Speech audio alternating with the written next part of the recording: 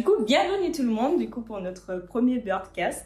Alors l'objectif c'est de vous montrer un petit peu comment vont se passer nos futurs podcasts à l'avenir.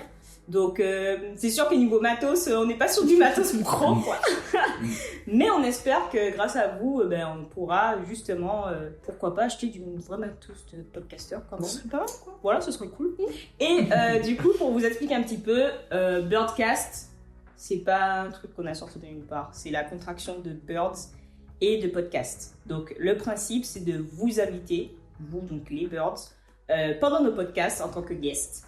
Et justement aujourd'hui on va recevoir un Bird qu'on connaît très bien Manon et moi, qui est Julien. Du coup je te laisse te présenter. Et Julien, je suis ami avec Manon et Christou depuis un petit moment. Et puis voilà, étudiant, j'ai 21 ans, à Lyon depuis une bonne dizaine d'années. Et puis voilà. Ok, super présentation. Très bien. Simple, efficace, je suis d'accord. Voilà, donc après il y a Manon et moi bien sûr que vous connaissez déjà, l'équipe de Birdies, le duo de choc. Et j'espère que vous suivez notre Instagram justement, qui est birdies-fr. Faut le suivre. Écoutez, à Birds, il faut le suivre. C'est la bonne raison, attention. Donc voilà, moi je vous propose de commencer. Le thème d'aujourd'hui ça va être ça fait quoi d'être un étudiant en 2024 tout simplement. Donc c'est un thème un peu dans l'air du temps. Donc on va commencer tout de suite. Et si on balançait le générique pour leur donner un petit extrait qui joue un petit peu la vibe. On remercie d'ailleurs Pierre qui nous fait toute notre charte sonore et qui est juste génial, qui fait des compositions de ouf. Donc gros cœur sur Pierre qui nous aide vraiment. Pierre, vraiment. C'est grâce à lui qu'on a la musique de l'animation du logo qui rentre dans les têtes, puisqu'on m'a déjà dit justement que ça rentrait vraiment bien. Donc voilà, tout de suite, générique.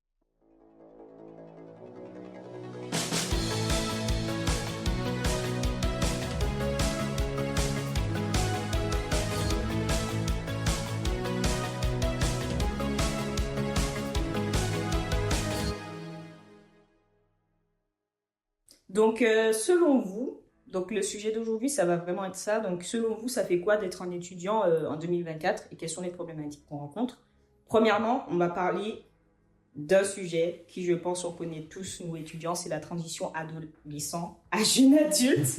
Alors les amis, on a bientôt 22 piges, hein? Ouais. Donc toi Ju en juillet et nous avec Manon en juin, puisque même là On est pareil quoi. on est pareil. On est d'accord. Et du coup, on commence à vieillir un petit peu là, quand même. Voilà, donc c'est quoi vos expériences, vous, du coup, quand vous êtes passé de l'adolescence à l'âge adulte, pour choisir votre orientation, choisir où vous en êtes aujourd'hui? Parlez-moi un peu de ça, qu'on sache un petit peu. L'orientation, c'était galère. Après, la transition, tu vois, du jeune adolescent à l'adulte, je l'ai pas vu, tu vois, à la sortie du lycée à mes 18 ans.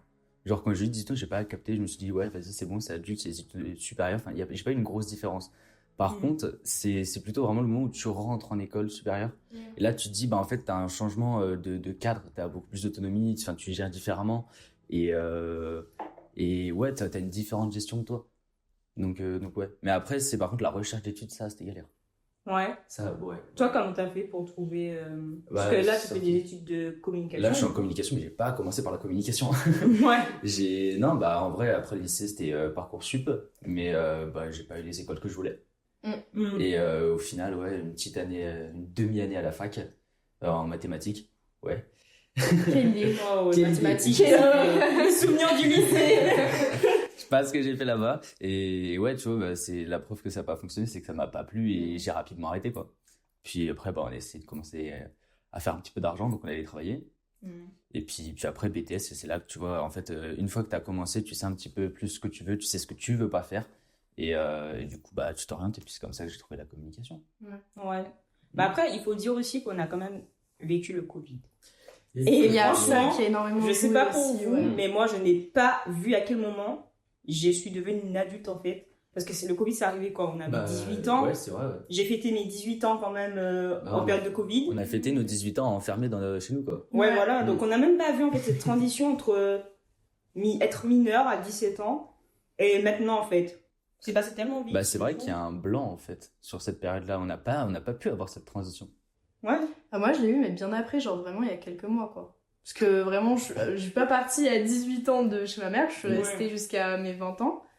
Et ça mes 21 ans que je suis partie du coup en France, à Lyon, et que j'ai pu enfin me responsabiliser, avoir mon appartement, gérer mes animaux de compagnie, mon chez-moi, penser aux courses, penser à ça, etc. Et du coup, je l'ai enfin vécu, ma transition jeune adulte, quoi. Mais c'est vrai que quand tu sors du lycée, tu te dis pas « Ah, ça y est, j'ai 18 ans, je suis un adulte. Bah, voilà, pas exactement. du tout. Non, la première chose que tu te dis, c'est « J'ai 18 ans, je vais pouvoir aller en boîte, quoi. » C'était... C'est la phrase que tu vas montrer. Surtout lui. Gros pétard, lui. Gros pétard. Mais c'est vrai que, ouais.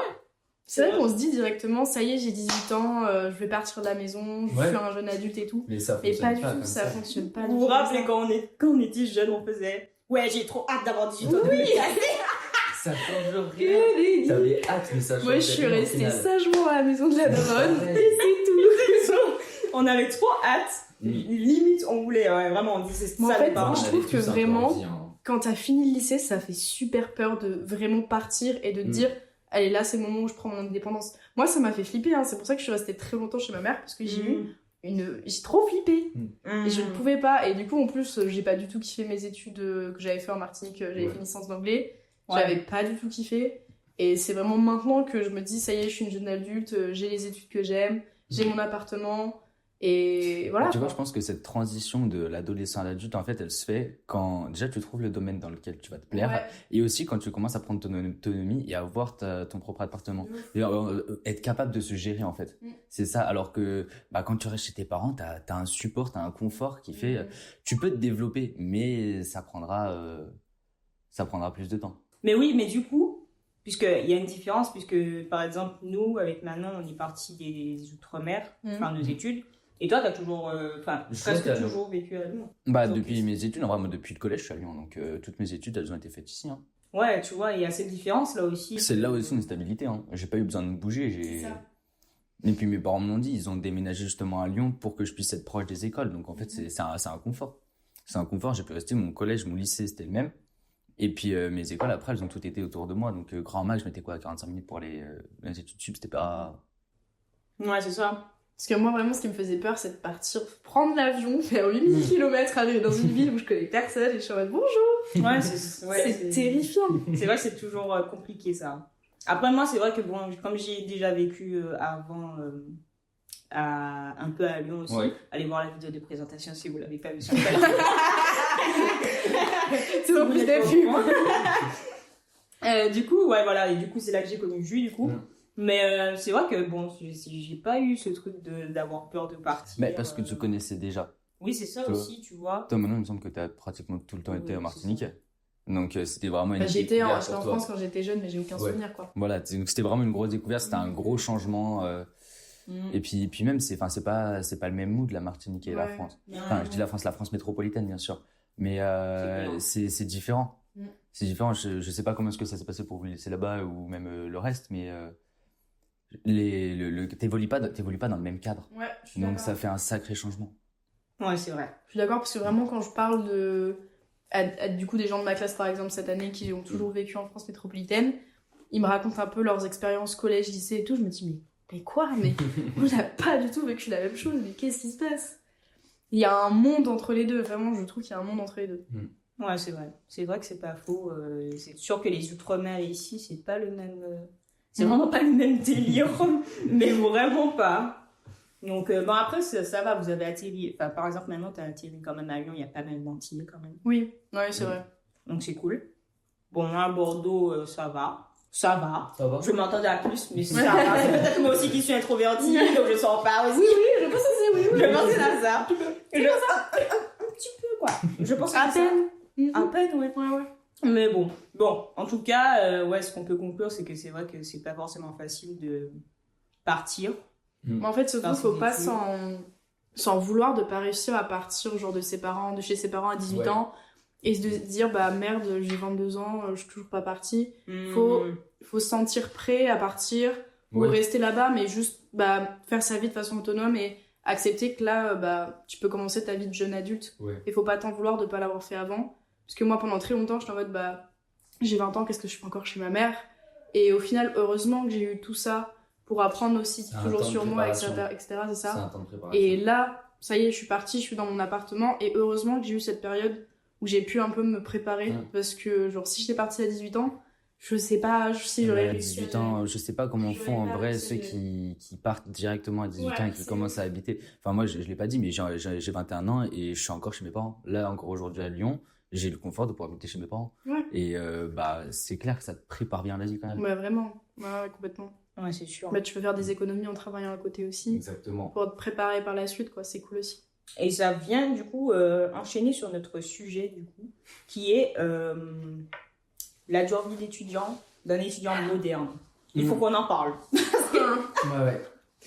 Il faut qu'on en parle parce que il y a souvent des problèmes qu'on rencontre, je pense, en tant qu'étudiant de notre génération, que peut-être que nos parents ne rencontraient pas aussi, ou bien qu'on ne rencontrait pas il y a 7 ou 10 ans, ou ce genre de choses. Donc, quels sont les problèmes qu'on rencontre au quotidien en général quand on est étudiant moderne en 2024 En vrai, on est quelle génération? Génération Y, Z?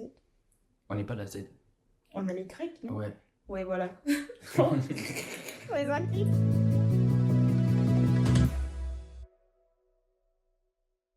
Moi, personnellement, en tout cas, bon, je commence. Mais moi, personnellement, je trouve que...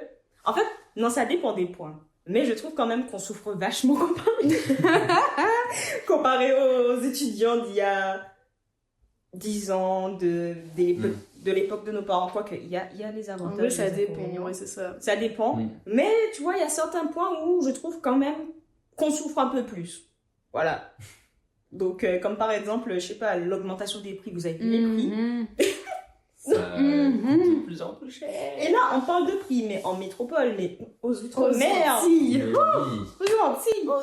Mais on en parlait justement avec un pote, c'est pas possible les prix, c'est super cher. Mais oui. C'était quoi? Un pack de lessive 17 balles. Ouais, 18 euros. 18 euros le alors pack de que lessive. c'est le pack et c'est le pack EcoPlus, c'est censé être le moins cher. Tu te dis, mais. Putain, enfin, je comprends pas, moi. Voilà, vous avez la réaction. J'ai appris ça hier et j'étais en mode, mais what the fuck? Enfin, non, je comprends pas. C'est vraiment super cher. Ouais, c'est vrai qu'on C'est la souffre. dure réalité de la vie. Oh là là. C'est vrai qu'on souffre. Après, il y a beaucoup d'étudiants quand même aux Antilles, de ce que moi je connais, qui vivent encore chez leurs parents, justement, parce que c'est la vie est chère. La plupart des étudiants aux Antilles vivent encore chez leurs parents, parce que ça coûte trop cher, les loyers, les courses, c'est juste impossible. Ouais, c'est vraiment... Après, les loyers, je trouve qu'on peut trouver des trucs vraiment pas mal, moins chers qu'ici. Ici, vraiment, là, en France, le loyer, c'est vraiment un truc... Ouais, ça dépend. Qui, je trouve, est vraiment cher. Enfin, France métropolitaine, je veux dire. Mais c'est vraiment un truc que... Bon, moi, j'ai eu la chance d'être en... Non. Attends, alors la chance. Attends, laisse-moi reformuler ma phrase. J'ai pu être en résidence étudiante, moi, du coup. Maintenant, je vis chez ma mère, donc bénéf, économie. Mais avant, j'ai quand même vécu, du coup, de mes 18 ans à maintenant, là, en résidence étudiante. Au début, c'était 500 €, la résidence. On a fini à 600 et quelques. C'est vrai, ils ont augmenté? Ils ont augmenté au fil des années. 100 € d'augmentation? Oui, ils ont augmenté ils ont augmenté le loyer, tout simplement. Et en plus, le service n'était pas top. Voilà, je vivais dans un mètre carré. Exemple typique de l'inflation. T'as un loyer qui augmente de 100 balles pratiquement. Les salaires, ils augmentent pas de la même façon. Hein. Les salaires, ils augmentent pas de la même façon. C'est ça qui est en fait chiant, quoi. C'est vraiment dommage. Mais le prix des courses aussi, je suis choquée. Avant, je venais en France quand je venais en vacances, ou bien même quand je vivais là, je me disais « Oh, trop bien, ça coûte pas cher !» Mais maintenant, on trouve qu'on voit pas une si grande différence. Genre, on en voit. Moi, je l'ai vu, mais par c'est plus rapport sur les courses de mes parents, tu vois. Oui, mais quand je compare genre les courses que je faisais en Martinique avec ma mère et les courses maintenant que je fais, oui, il y a une différence, mais elle est pas si grande par rapport à il y a quelques années, comme tu disais. Je venais en vacances en France, je me disais « Wesh, tout un caddie comme ça, juste pour ça !» Alors que là, il n'y a pas une si grande différence. Est-ce que tu trouves pas ça plus désolant, tu vois? Ouais, justement, parce que c'est-à-dire qu'il y a une très grosse augmentation qui s'est faite et que normalement l'importation ça coûte cher et là en fait ça coûte aussi cher même si t'es en France métropolitaine. Enfin, c'est aberrant, quoi. Même pour revenir au loyer, du coup, genre, personnellement, je parle pour Lyon parce que du coup, c'est là où j'habite. Et je suis en train de chercher là en ce moment un appartement et je me dis, mais c'est fou, tout ça pour genre juste un 50 mètres carrés, ça fait plus de 700 €. 900 €, pardon, 900 €. Pour 2 personnes.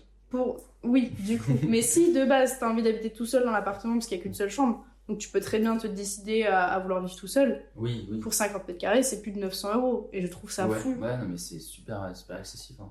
Mais là, mon loyer, j'ai 20 mètres carrés, je suis à 650, j'ai même pas de fenêtre. Je n'ai pas de fenêtre. Je suis à 650. Ah, c'est dur ça. Je sais pas si vous imaginez. Je n'ai pas de fenêtre. Mais déjà, je sais pas si vous avez remarqué, mais les colocs, ça explose de fou. Hein. Comparé à avant, ça se fait de plus en plus. Hein. Parce que, bon, moi, je ne pourrais pas. Moi non plus. Je suis insociable. Moi, c'est les gens que je n'aime pas. T'imagines à chaque fois que tu dois faire putain, m'énerve celle-là, elle a pas nettoyé.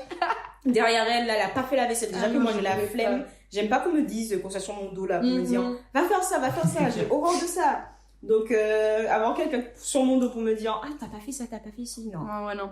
Je ne pourrais pas. Mais c'est vrai que les loyers, par exemple, à Bordeaux, nous, en tout cas, c'est de plus en plus dur de trouver un loyer parce qu'il y a une explosion de monde et d'étudiants aussi qui viennent. Il y a de plus en plus d'étudiants à Bordeaux aussi. Il y a de plus en plus d'étudiants qui passent à Bordeaux, mais en vrai, ouais, à Lyon encore ça va. C'est compliqué à Lyon, trouver un appartement en ce moment, c'est hyper compliqué. Surtout en tant qu'étudiant, en fait, c'est ça, surtout. C'est que tu peux tomber sur des propriétaires qui se disent justement, je vais aider des étudiants, mais quand ils voient une personne qui gagne 2000 €, c'est un couple qui gagne tous les deux 2000 €, t'es sûr que tu vas passer à la trappe, en fait. Et du coup, c'est horrible parce qu'en tant qu'étudiant, pour trouver un appartement, enfin, du coup, encore une fois, je répète, à Lyon, mais c'est une galère, c'est horrible. Tu te la donnes, tu fais des dossiers de zinzin, t'envoies, t'as jamais de réponse. C'est hyper chaud. C'est chiant, surtout que de plus en plus, les gens, ils passent par des agences. Oui. Et ça, pour les étudiants, c'est, je trouve, horrible. Oui, ça coûte trop d'argent. C'est horrible, même pour déposer un dossier, c'est une aventure. Quoi. Ouais. Donc, et le pire, c'est qu'on t'y prépare pas tant que ça, hein, parce que... Non, tu découvres quand tu le découvres vraiment. Et vraiment, moi, j'étais en mode, donc il faut que je fasse ça, puis ça. Ah, d'accord, ok, bon, mais très bien. Ouais, c'est compliqué. Et si on ne t'y prépare pas et tout, et que t'es tout seul, du coup, dans la ville, et que t'es en mode, il faut que je me démerde tout seul, tu te dis, je fais comment, genre. Mais d'ailleurs, les gars, ça m'a fait penser à un fait d'actualité que j'ai vu, les JO. Est-ce qu'on parle des JO? Oh là là là. Alors là, vous voyez comment on a parlé vraiment de nos problèmes pour trouver un logement, du prix, etc. Qu'est-ce que Macron a fait? Non, il met les étudiants dehors, quoi. Top, hein. Déjà qu'on trouve pas de logement, ils vont en plus qu'on nous jette des logements où on est déjà. Donc déjà, j'imagine tellement pas Bordeaux ou Lyon pendant les JO.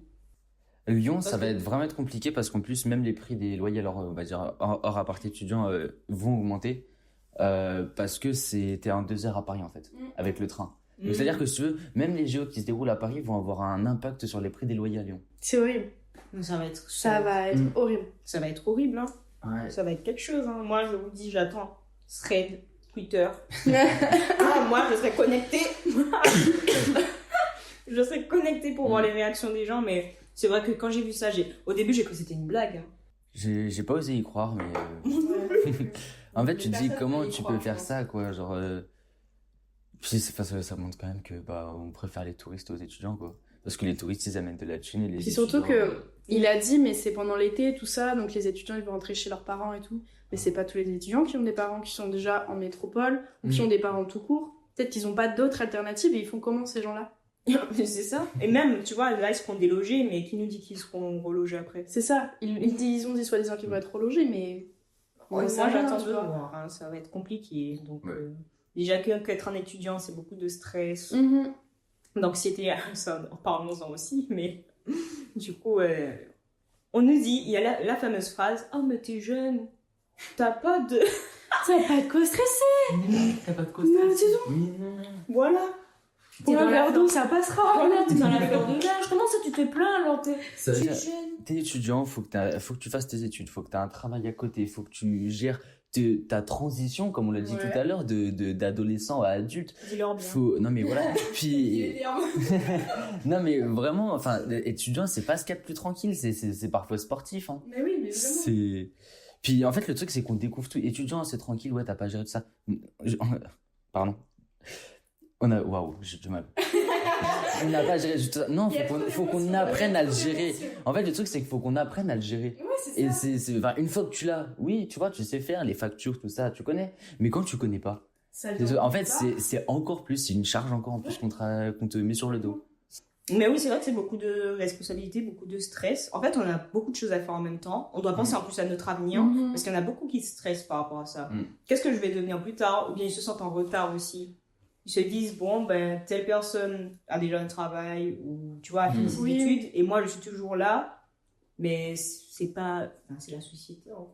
Oui, mais il y a la société qui te met c'est un grand mot, ouais, oppression, voilà, tu as une certaine pression, mais qui te dit, quand tu vois tes potes qui ont 21 ans et qui commencent déjà à taffer et que toi t'es encore dans tes études, t'as l'impression d'avoir un train de retard, alors qu'en fait, pas forcément. Non, pas forcément, c'est ça. Pas forcément. Ouais, puis surtout qu'en fait, on pense aussi à comment sera notre futur, parce qu'il y a des métiers qui vont peut-être être amenés à disparaître. Donc, moi, par exemple, je vais travailler dans le design, je vais être designer graphique. Avec les IA, à tout moment, j'ai eu du travail, tu vois. Peut-être que je fais des années d'études pour rien, on ne sait pas. Donc voilà, ma tête, je suis en mode, mais qu'est-ce que je vais faire de ma vie? C'est ça. C'est horrible. Et puis juste, genre, même l'état de la planète, genre, elle se dégrade.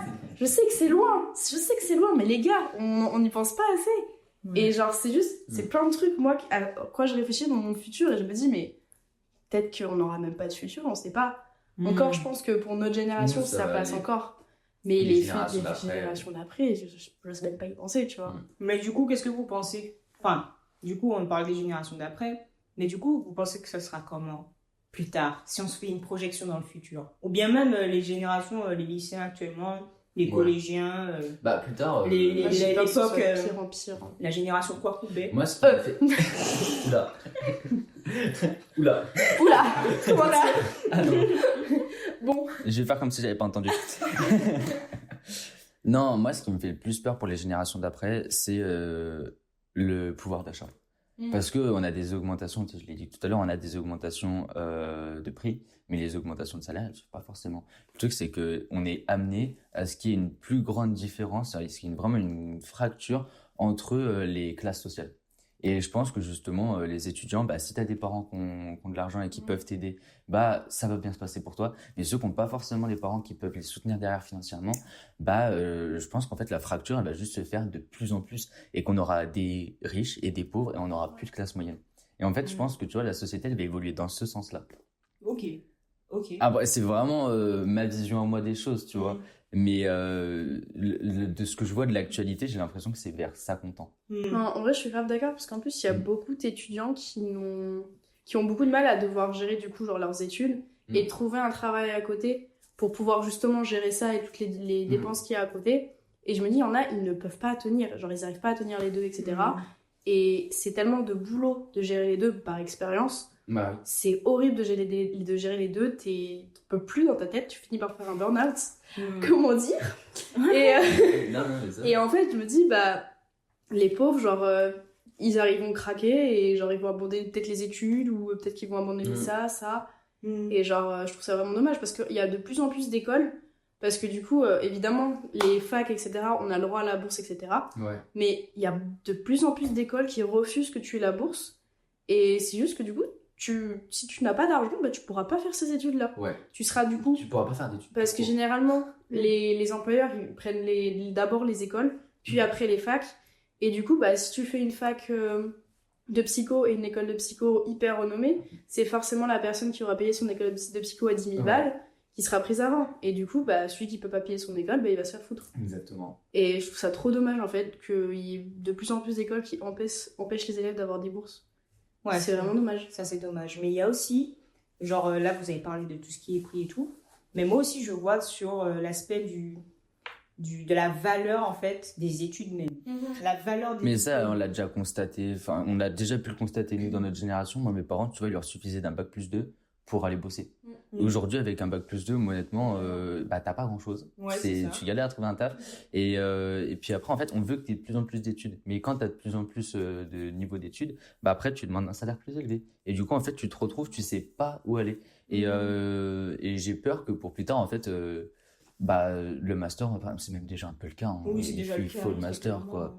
Moi, je suis en master et c'est cool. Mais c'est vrai que bon... Mais après, je me dis qu'on peut pas pousser plus loin, tu vois. Genre, on va pas demander des doctorats à tout le monde. Oui, c'est vrai. Et ça dépend aussi dans quoi tu étudies. Oui. Forcément, tu vas être un médecin. Non, oui, après, voilà, il y a des métiers qui ça coule de source, mais... Mais même avec les IA, déjà que premièrement, déjà nous on est un peu une génération Covid. C'est-à-dire que le bac, on l'a pas eu comme tout le monde. On n'a pas eu ce truc qui nous fait... on peut nous dire que notre bac il nous a été donné. Hein. Moi, j'accepte pas Moi ça. non plus, j'accepte pas non plus ça. Parce que moi, j'ai travaillé toute l'année pour avoir mon bac. Ouais. Quand même, c'était du travail, parce que c'était à distance.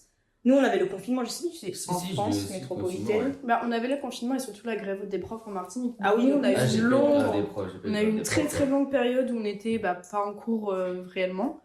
Et je crois que depuis novembre, on était déjà plus en cours physiquement. Ouais. Et que du coup, fallait travailler énormément chez toi. Ok. Ouais. Et c'était encore plus dur à gérer du coup, parce que les profs, il y en a, ils t'envoyaient pas de devoirs et tout. Ouais. Notre prof de philo, on est... Où est-ce qu'il était? Où était-tu, monsieur? Je ne vais pas dire son nom, mais peut-être qu'il se reconnaîtra. mais il a disparu pendant tout le confinement, tous les grèves et tout. On n'a pas eu de cours de philo. Jusqu'à maintenant, tu vas me donner un truc de philo, je me dis, qu'est-ce que tu me racontes? On n'a pas eu de cours de philo. C'est pas faux. Mais c'est surtout qu'on n'a pas passé vraiment un examen où on a ce stress et on a passé l'examen de français, mais voilà. On n'a pas passé le bac avec tous les examens à la suite. On a eu ce stress de... Est-ce que vous, vu qu'on n'a pas eu ce gros examen qui est le bac, est-ce que les examens que vous avez eu après, ça vous stressait plus ou pas? Parce que moi, j'ai eu cette sensation où ah bah merde, là j'ai vraiment un vrai examen et tout. Pas ce que je me rendais pas assez compte de ce que c'était. Du coup, je suis en mode est-ce que je vais y arriver? Est-ce que non, tu vois? Pas assez préparé vu qu'on l'a pas eu. Je sais pas si vous avez eu la même sensation ou pas. Moi, tu vois, c'était l'inverse. Ah ouais? Du sens où, justement, je n'ai pas eu... En fait, ça faisait tellement un moment que j'avais pas eu ce truc de me mettre à fond sur un examen que j'étais chill. J'étais là au dernier moment, j'ai dit bon allez, je vais relire ma petite leçon au dernier moment. C'est ça le problème, il y a eu trop de relâchement. Voilà, en fait il y a eu trop de relâchement et c'est là que je voulais revenir en fait. Je me dis, mais maintenant les gens en fait ils sont plus chill avec l'IA, GPT. Oui. Bah tu poses la question, il te le fait. Hein. Mais c'est utilisé, mais même moi j'ai eu des événements dans mon école de com là, des fois t'as des personnes qui disent écris-moi un article. ChatGPT, il te l'écrit, tu le rends et puis c'est fini quoi. Je trouve ça fou. Vraiment, j'ai des personnes. Donc je me dis terrifiant en fait. En fait, c'est ça, je me dis bientôt, est-ce qu'on aura vraiment un level intéressant, tu vois ce que je veux dire? Non, je vois tout à fait. Genre là, on est en master, enfin on va finir le master, etc. Imaginons, est-ce qu'on aura vraiment un level de master? Parce que franchement, quand je vois ça, je me dis. Après, pour revenir, parce que du coup tu parles de master, mais pour revenir sur l'évolution des études, c'est pour les futures générations. Moi, je pense que ce qui va se développer justement, c'est le master où on va moins se diriger de ce côté-là, parce que des métiers de bureau, de master, où on fait un master, la rémunération elle est moins bien. Genre, on a des salaires qui diminuent et il y a des métiers qui sont valorisés parce que justement, il y en a beaucoup, ils sont beaucoup moins pratiqués. Par exemple, tu vois, je te parle de plomberie, de carreleur, de tous ces métiers-là, tu vois, plus manuels. Aujourd'hui, c'est des métiers qui se mettent bien. Et je sais que j'ai des potes qui s'y sont orientés parce qu'en fait, ils se disent, bah, j'ai potentiellement plus à venir. Ce sera pas possible de le remplacer par de l'IA. Non, ouais. Vu qu'il y a moins de personnes sur le marché, sur ces marchés-là, bah du coup, ça vaut, enfin, je veux dire, la valeur de ce service, elle est plus importante. Et du coup, moi, j'ai déjà commencé à le remarquer, mais il y a quelques potes qui commencent à se diriger, et je pense que plus tard, si tu vas avoir un bon salaire, c'est peut-être vers ces études-là qu'il faudra se diriger. Et dans ce cas-là, au lieu de faire un bac général, bah, tu iras faire un CAP. Ou un BEP, je sais plus quel est le niveau égal, mais bref. Et en fait, tu iras faire des métiers manuels. Et aujourd'hui, je le remarque aussi, je participe à des salons d'étudiants, et des fois, les stands qui sont plus occupés, c'est pas celui où on va te dire école de commerce. Bon, il y a toujours cette affluence, mais il y a de plus en plus une grande affluence vers des métiers justement plutôt manuels. C'est vrai. Mais ça me fait penser aussi qu'il y a de plus en plus de... Tu sais, il y a la mode un peu, la tendance freelance. Oui, ça se fait beaucoup. Ça se fait beaucoup. Genre maintenant, les jeunes, on veut de plus en plus être autonomes. Ça, en fait, on veut plus dépendre d'un patron. Exactement. On préfère se lancer et gérer notre activité. Et super mal le vivre pour certains, quoi. Ouais, c'est ça. Et puis des fois, tu te dis, je peux me faire un salaire. Bon. Après aussi, là aussi, il y a les inconvénients et les avantages. Mais des fois, tu peux te faire un salaire beaucoup plus élevé en étant freelance. Qu'en étant en agence, par exemple, pour la com, ben, t'es en agence, tu gagnes moins que si t'es en freelance, quoi. Après, Après, ça dépend aussi. Il y a des jours de creux, il y a des mois de creux. C'est ça. Après, le truc, c'est que du coup, ton activité, c'est moins sûr, quoi. T'as moins de stabilité. C'est ça. Mais il y en a de plus en plus qui lancent leur entreprise, qui sont entreprenants, même aux Outre-mer. Hein. Ça, j'ai trouvé ça vraiment bien. Ouais. C'est qu'aux Antilles, du coup, on vient de marquer. Il y a beaucoup de jeunes, là, en ce moment, qui font ça. Ouais, il y a beaucoup de gens, de jeunes qui entreprennent et tout. Et je trouve ça incroyable. Ça, c'est bien. Ça, c'est cool. Mais pour le futur, du coup, qu'est-ce qu'on aura? Tout le monde sera à son compte. Comment la société va évoluer là-dessus? Enfin, ça aussi, c'est une question. Hein. On verra bien, ma foi.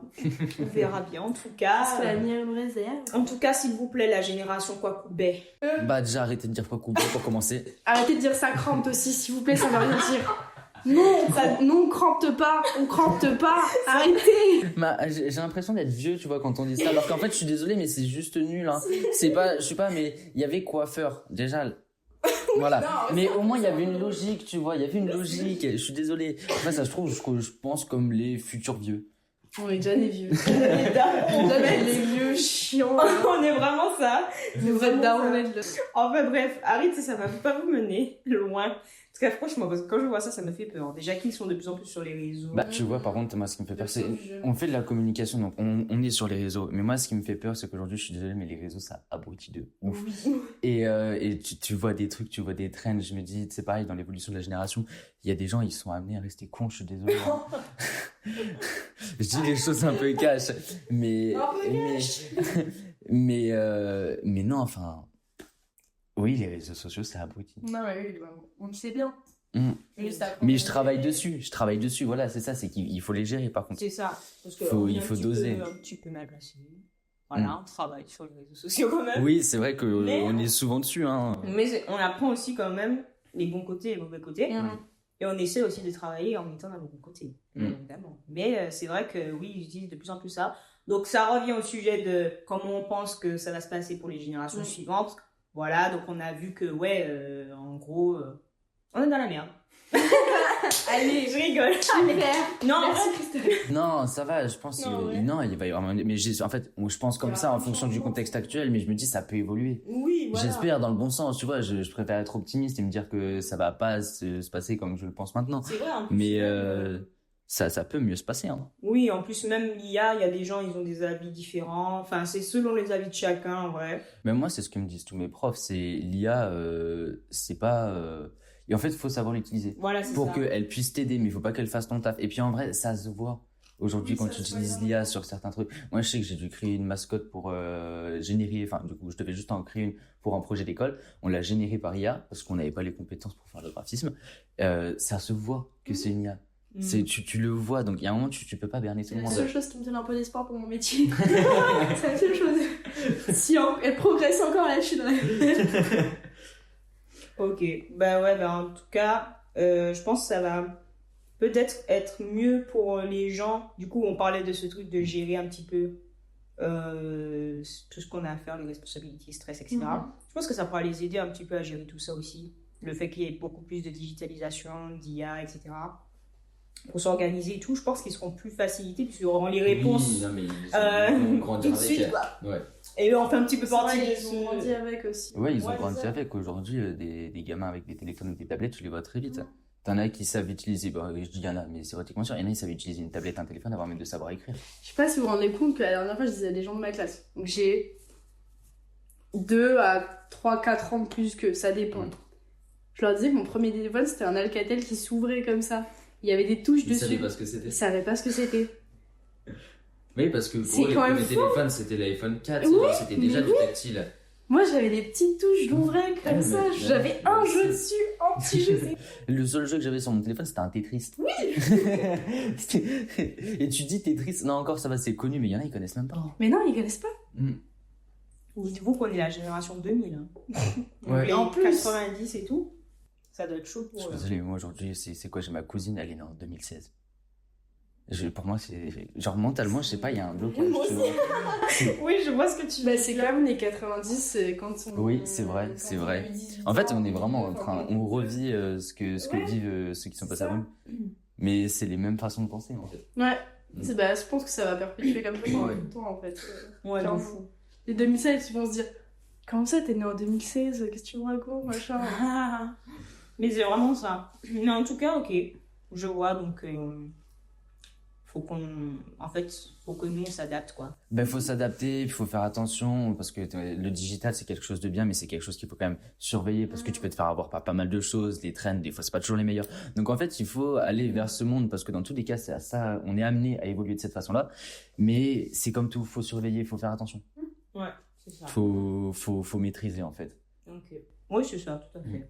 Mais ça revient un petit peu à notre dernier sujet. Comment est-ce que vous gérez du coup cette vie étudiante? Bon, on se retrouve tout de suite après une question sonore.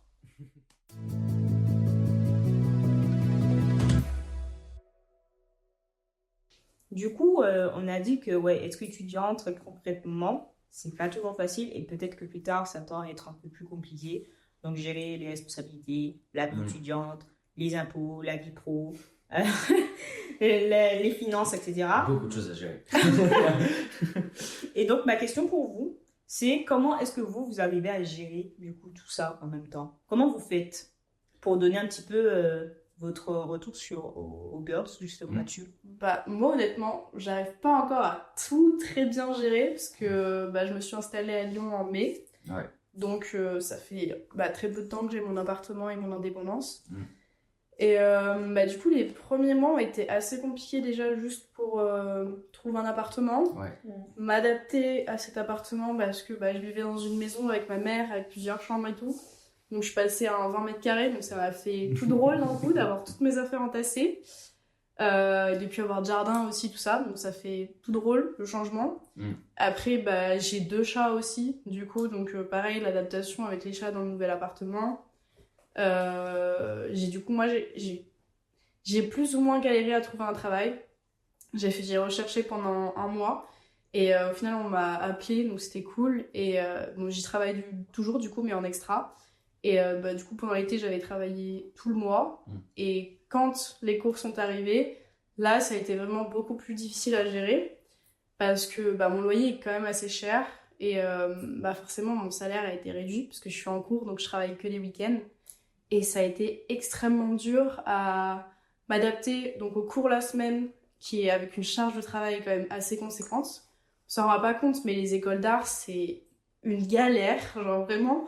Tout le monde s'est dit, les écoles d'art, ça va, non. non, c'est pas ça va, non. Vous allez pleurer et faire des nuits blanches quasiment tout le temps, je vous préviens. Bref, et du coup, donc gérer tout ça, plus le week-end, gérer le travail pour pouvoir payer juste le loyer, ses courses, le minimum, juste le minimum. J'ai fait énormément de burn-out, j'ai passé des soirées à pleurer parce que j'en pouvais plus. Et là, je crois que ça va faire à peu près 8 mois que je travaille du coup. Et vraiment, gérer les deux en même temps, j'y arrive toujours pas tant que ça. Ça va, je suis toujours en vie. Mais ça dépend des jours. Non, mais en vrai, t'arrives à le gérer, c'était un peu compliqué. C'est juste vraiment une question d'adaptation, c'est ça. Mais je trouve que toi, tu l'as bien géré quand même, la chose. Ça va. Ouais. Par rapport à d'autres personnes qui ça peut être pire, c'est vrai.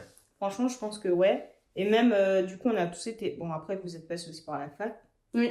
Mais c'est vrai qu'en école, comme tu disais, je pense que c'est aussi toutes les écoles un peu. Oui. Quand t'es en école... C'est chaud, hein, faut charbonner, quoi. Ouais, faut charbonner. Il faut se donner, hein. Ah oui, c'est... Ouais. Surtout que, du coup, nous, on est en alternance. Ouais. Gérer l'alternance, l'école, les projets perso, puisque c'est aussi des projets de vie, quoi. Évidemment. Tout ce qui est impôts, logement, tout ça, c'est vrai que c'est pas simple. Et pour gérer tout ça, moi, perso, comment je fais? Je sais même pas. En fait, il faut vraiment juste essayer au maximum de t'organiser pour pouvoir plus ou moins réussir à tout faire sans te faire déborder par l'anxiété. Parce que en étant une personne extrêmement anxieuse, parfois ça déborde et il suffit juste que je me pose, je planning, je fais ça, tant, ça comme ça. Et ça t'aide déjà un petit peu mieux. Donc il faut vraiment penser à bien s'organiser, à se faire des bons plannings et essayer de les respecter aussi, s'y tenir. Mais moi, par exemple, ce que je fais... par exemple, moi, ce que je fais, je sais pas si vous connaissez Notion. Il y a des gens qui disent Notion, mais moi, Notion. Arrêtons avec ça aussi. Les mots anglophones, s'il vous plaît. Du coup, moi, Notion, c'est un outil, mais dans mon quotidien, il est là, quoi. Genre maintenant, c'est ce qu'on disait sur la digitalisation, hein, mais moi, il faut que ma semaine, je note tout ce que j'ai à faire, tout ce que je dois faire, quand c'est l'alternance, Birdies, etc., mon freelance que je veux lancer, etc., faut que je le note tout sur la semaine. Donc le week-end, je note tout ce que j'ai à faire absolument. J'ai l'impression d'être une businesswoman alors. Non, mais je pense que c'est la meilleure chose. Moi, je t'ai dit, je oui, faire, c'est la meilleure Et puis même moi, en vrai, je suis en train de le faire de plus en plus. J'ai commencé cette année parce qu'avant, en BTS, ça allait. Mais là, le bac plus 3, ça commence à piquer un petit peu, tu vois, il faut charbonner. Donc ouais, je m'y mets petit à petit, tu vois. Et puis encore, moi, j'ai l'avantage, c'est que, tu l'as aussi, mais moi, j'ai toujours vécu chez mes parents. Pour l'instant, j'ai jamais eu d'appart, donc j'ai ce confort-là aussi de pouvoir être chez moi, d'avoir le soutien de mes parents derrière. Et puis, économiquement parlant, ça fait du bien. C'est clair. C'est quoi le petit carnet que tu utilisais pour gérer ton argent? Ah oui, les kakebo. Les kakebo. Franchement, c'est pépite. Ah oui, ça. Parce que forcément, quand vous êtes étudiant, vous avez le loyer, les courses, peut-être les animaux de compagnie, un tel. On m'appelle pour boire un petit verre, les petites sorties à côté. Tout ça, combiné, si tu ne gères pas ton argent correctement, tu finis à moins 1000 € sur ton compte en banque en fin de mois. Ah oui, c'est incroyable. Très bien. Et puis les gars, épargnez. Hein. Je sais que c'est bon de manger, manger c'est la vie. Je sais que c'est bien de se faire plaisir. On se dit, ah oui, non, allez, un petit plaisir. J'ai souffert ce mois-ci, j'ai souffert cette semaine. Épargnez. Mais moi, c'est comme ça que je le vois, il faut une petite réserve de côté. Toujours, moi, je me dis, c'est. Voilà, exactement. C'est le petit secours, tu vois. Je me dis, si jamais il y a un truc qui se passe pas, je peux retomber sur mes pieds quand même. Ouais. Donc, avantage, moi, là, je suis en alternance, j'habite encore chez mes darons. Je remplis les caisses. Ouais, mais il y a beaucoup de jeunes qui pensent pas du tout à leur futur et à faire des petites économies. Même si c'est juste que 50 € par mois que tu mets sur ton compte, ça reste 50 €. Et genre, vraiment, il y a très peu de jeunes, de personnes de notre âge et tout, qui y pensent, mais vraiment, je vous le conseille. Parce que si un jour, vous vous retrouvez du coup avec votre appartement, etc., et que vous vous faites licencier, ou il vous arrive une merde, maladie, peu importe, un truc comme ça, plein de choses, au moins... Puis des choses qui peuvent arriver à tout le monde, vraiment, ça. Comme ça, t'as rien demandé, mais ça peut te tomber dessus. T'as une solution de secours. Vraiment, pensez à épargner, même si c'est rien, un peu tous les mois. Franchement, à la fin, vous allez pas le regretter. Parce que, clairement, c'est la meilleure chose. Ouais. Et puis, parfois, ça peut te permettre de se faire des petits plaisirs aussi de temps en temps, tu vois. Voilà. Ça peut permettre. Très clairement, même voyager. Hein.